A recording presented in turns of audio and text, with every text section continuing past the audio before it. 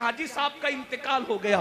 حاجی صاحب کا انتقال ہوا تو ان کے چہرے پہ کپڑا ڈھانک دیا گیا. جب کپڑا ڈھانک دیا گیا تھوڑی دیر کے بعد لوگوں نے سوچا چلو غسل دے دو, چلو کفن پہنا دو تاکہ ہم ان کو دفن کر سکیں. جیسے ہی غسل دینے کے لیے چہرے سے کپڑا ہٹایا تو کیا دیکھتے ہیں کہ حاجی کیجئے اس وقت کی کیفیت کیا ہوگی, اس وقت کے حالات کیا ہوں گے. دراصل آج ہمیں اس بات کی کوشش کرنا ہے کہ وہ صحیح عقائد جو آخرت سے متعلق ہیں اپنی قوم تک ہم پہنچائیں. اس لیے کہ لوگ آخرت کو بھول چکے ہیں, لوگ آخرت کو فراموش کر چکے ہیں. اور یہ بات یاد رکھیں, قرآن نے آخرت کی جتنی بات کی ہے پورا قرآن اٹھا کر کے پڑھ لیں, 70% آیتیں قرآن کی آخرت سے متعلق ہے. میں نے قرآن مقدس کی جس آیہ کریمہ کی سورہ نبا سے تلاوت کی ہے اس میں اللہ تبارک و تعالیٰ نے قبر سے اٹھنے کا ذکر کیا ہے. انسان قبر سے اٹھے گا, کس طریقے سے اٹھے گا؟ قبر سے اٹھنے والا ایک ہی شکل پر نہیں اٹھے گا. قبر کے اندر تو سب کو انسان کی شکل میں داخل کیا جائے گا, لیکن قبر سے اٹھتے وقت ہر انسان جو ہے اصل شکل پہ نہیں اٹھے گا, انسانی شکل میں نہیں اٹھے گا. کون کس شکل میں اٹھے گا؟ اب ذرا سنیے احادیث مصطفیٰ اور ذرا غور کیجئے. قرآن کہتا ہے یوما ينفخ فی الصور فتأتون افواجا, اور اس دن جب سور پھونکا جائے گا تو لوگ فوجوں فوج اپنی قبروں سے نکلیں گے, یعنی اللہ کی بارگاہ میں حاضر ہوں گے. تو جب انسان اپنی قبر سے باہر نکلے گا تو قبر سے باہر نکلنے کی کیفیت کیا ہے؟ صحابہ کرام نے پوچھا یا رسول اللہ صلی اللہ تعالی علیہ وسلم یہ بتائیں کہ جب انسان اپنی قبر سے باہر نکلے گا تو اس کی کیفیت کیا ہوگی, اس کی حالت کیا ہوگی, کس پوزیشن میں وہ نکلے گا؟ اللہ اکبر. دفن کرتے وقت تو انسان کافور کی خوشبو میں بسایا ہوا ہوگا, دفن کرتے وقت تو انسان کو کفن پہنایا ہوا ہوگا, دفن کرتے وقت تو انسان کی کیفیت یہ ہوگی عطر اور سرمے کے اندر وہ معطر بھی ہوگا اور اس کی آنکھوں پر سرمے کے اثرات بھی ہوں گے. لیکن اللہ اکبر اٹھتے وقت انسان کی کیفیت کیا ہوگی؟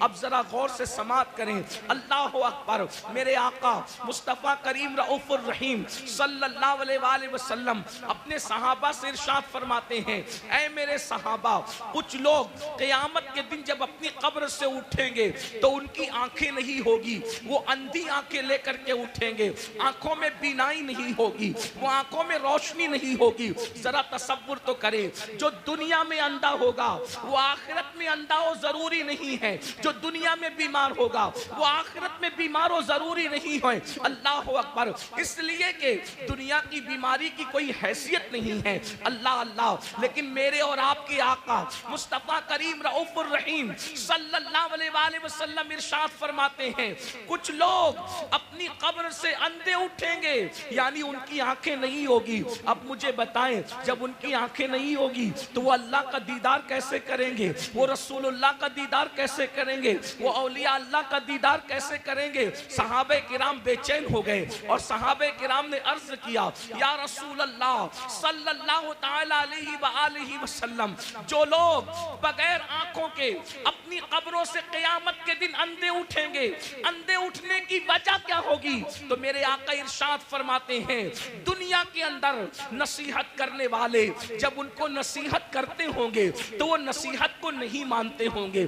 دنیا کے اندر جب ان کو اللہ سے ڈرایا جاتا ہوگا تو وہ اللہ سے ڈرتے نہیں ہوں گے.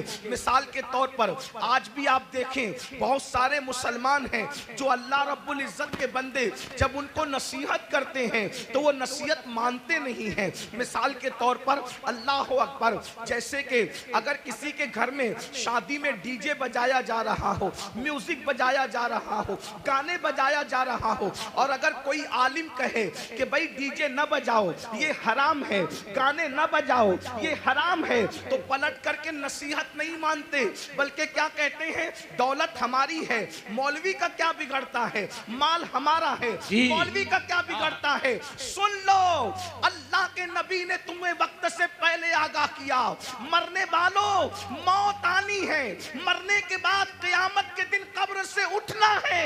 अगर तुम नसीहत नहीं मानते और दौलत के नशे में, गुरूर और घमंड के अंदर डूब करके खुदा की नसीहत को पीठ के पीछे डालते हो, तो क़यामत के दिन अंधे उठने के लिए तैयार हो जाओ। सुन लो, दौलत के गुरूर और घमंड में खुदा की नसीहतों को फरामोश करने वालों, यहाँ किसी की आंखें अंधी होगी, कोई रास्ता पकड़ करके चला देगा। यहाँ किसी की आंखें अंधी होगी, कोई सहारा दे करके पार लगा देगा। यहाँ किसी की आंखें अंधी होगी, कोई ना कोई मदद के लिए आ जाएगा।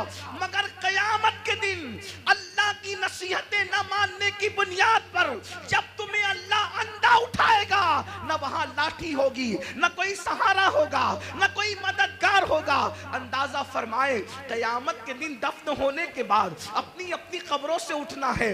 बोलो, नसीहत मानते हैं लोग? आजकल बहुत से लोग नसीहत नहीं मानते। और एक बात बताऊं, नसीहत मानना ये भी ईमान की अलामतों में से एक अलामत है। नसीहत मानना ईमान की निशानियों में से एक निशानी है। कुरान कहता है, वदक्किर फ़इन्न ज़िक्रा तनफ़उल मुमिनीन, कि नसीहत करो, कि नसीहत मोमिनीन को फायदा देती है। पता चला जो नसीहत कबूल करते हैं वो मोमिन लोग हैं, और जो नसीहत कबूल नहीं करते वो अपने बारे में खुद सोचें कि वो क्या हैं। इसलिए नसीहत कबूल करो।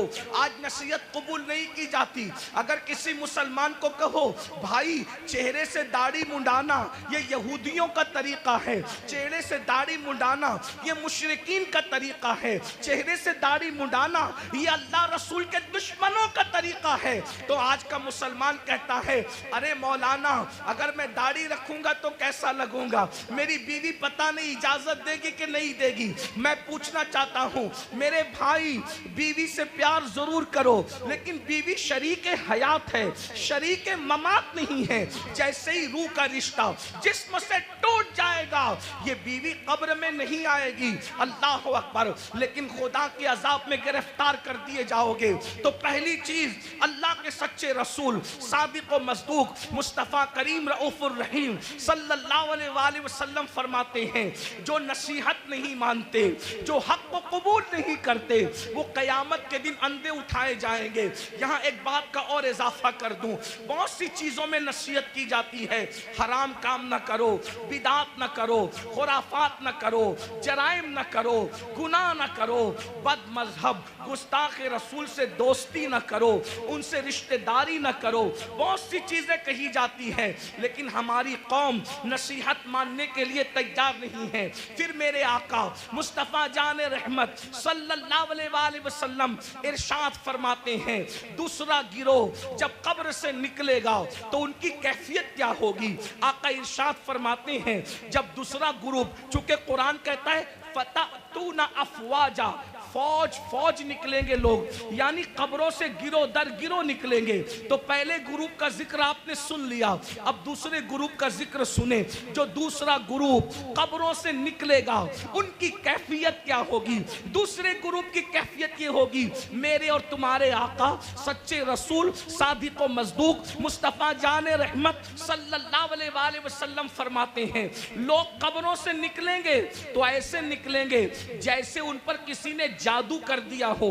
हालांकि उस दिन कौन किस पे जादू करेगा, जैसे जादू जिस पे किया जाता है तो उसका चेहरा कैसे बेरौनक होता है, सूना सूना होता है, उसके चेहरे पर जो है हसासियत नहीं होती, उसका चेहरा जो है अल्लाह अकबर खूबसूरत नहीं लगता, बल्कि सिर्फ समझाने के लिए कह रहा हूँ, चेहरा मनहूस सा लगता है, डरावना सा लगता है। आका फरमाते हैं कुछ लोग अपनी कब्रों से उठेंगे, मफहूम के तौर पे अर्ज कर रहा हूँ, तो ऐसा लगेगा कि जैसे उन पे किसी ने जादू किया, हालांकि किसी ने जादू नहीं किया होगा। ऐसा लगेगा जैसे इसको किसी आसेब ने छू लिया, लेकिन उसको आसेब ने नहीं छुआ होगा। अल्लाह अकबर। आका इरशाद फरमाते हैं उनके पेट की तरह बड़े बड़े होंगे, कुछ के पेट कमरों की बड़े बड़े होंगे। कुछ लोगों का हाल ये होगा, वो उठकर खड़े रहने की कोशिश करेंगे तो गिर गिर जाएंगे।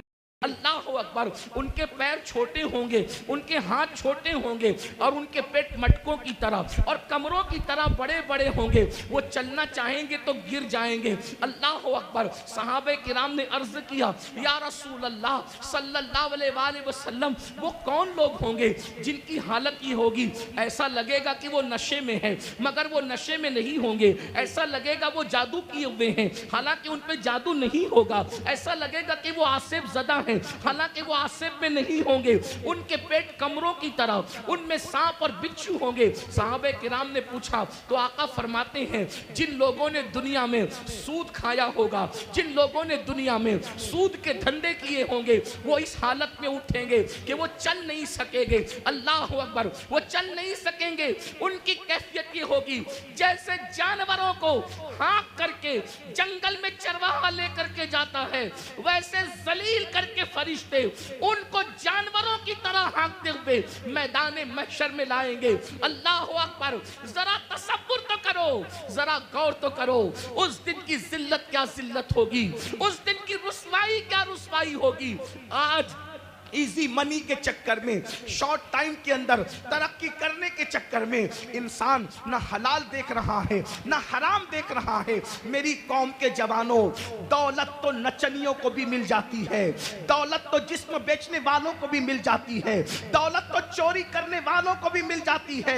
अरे दौलत ही सब कुछ नहीं है, दौलत एक दिन खत्म होने वाली है, दुनिया एक दिन खत्म होने वाली है। यहां से लेकर क्या जाओगे? अरे हलाल कमाया हुआ जब साथ नहीं ले जाओगे तो हराम कमाया हुआ क्या साथ लेकर के जाओगे? जरा सोचो तो सही, जरा तसव्वुर तो करो। ये कोई मुकर्रिर नहीं कह रहा है, ये कोई जलसे का नाजिम नहीं कह रहा है, ये कोई मामूली इंसान नहीं कह रहा है, ये तुम्हारे और मेरे नबी फरमा रहे हैं। अल्लाह अकबर।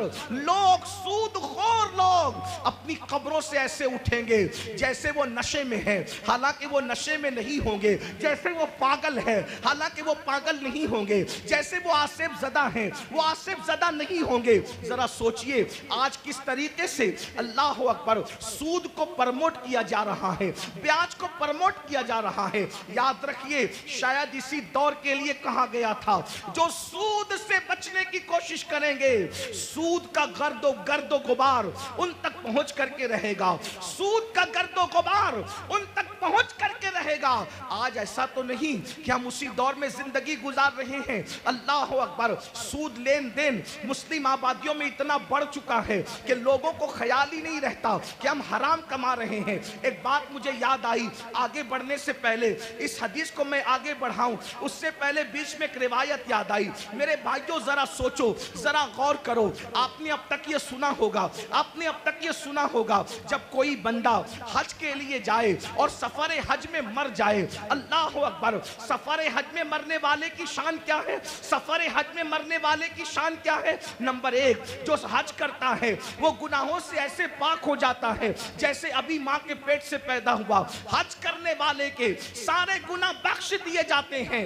हत्ता के हाजी की शान ये है कि हाजी 700 ऐसे लोगों की बख्शिश करवाएगा जिन पर जहन्नम वाजिब हो चुका होगा। हाजी की शान ये है। अल्लाह अकबर। लेकिन कोई हाजी बने तो सही, हाजी सब कहलाते हैं, हाजी है कितने?